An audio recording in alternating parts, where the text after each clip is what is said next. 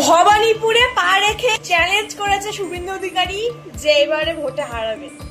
ভবানীপুর আর নন্দীগ্রামের দূর জায়গায় শুভেন্দু অধিকারী দাঁড়িয়েছে ভোটে। উনি বলছে শুভেন্দু অধিকারী যে মমতা বাড়ির পাশে গিয়ে আমি প্রচার করবো।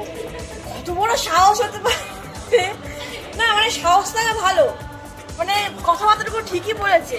হ্যাঁ, এবার দেখা যাক কি হয় ভোটে।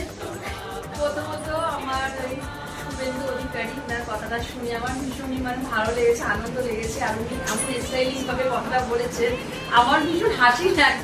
আর দিদির পাশে, বাড়ির পাশে উনি বসবেন না, বাড়ির পাশে গিয়ে প্রচার করে ভোটে। হ্যাঁ, সেই একই ব্যাপারই হলো। সাহস। তো দিদি সবার উপরে পাতা থাকে না, তো ওনার বরাবরই উঠতে পারে না, অনেকটাই উনি যা বলে একদম যা বলে একদম সোজা সাপটা কথা উনি বলেন, উনি কাউকে ভয় পান না।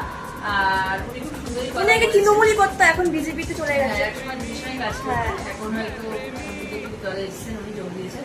তো যাই হোক, দিদি তো রেগে ফুলে মানে একদম ফুলে ফেপে একদম গোল হয়ে এবার গেছে। দিদি জিতবে ভবানীপুরে নাকি শুভেন্দু অধিকারী জিতবে, ওটাই দেখার বিষয়। এবারে দিদি একদম টাকডুম করে ফাটবে রাগেতে।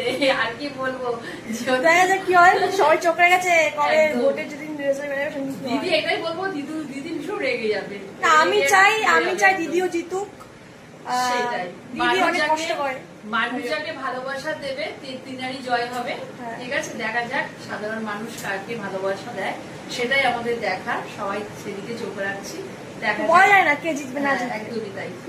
মানুষ সবাই যাকে ভালোবাসবে, মানুষ তাকেই ভোট দেবে, এটাই আমরা জানি।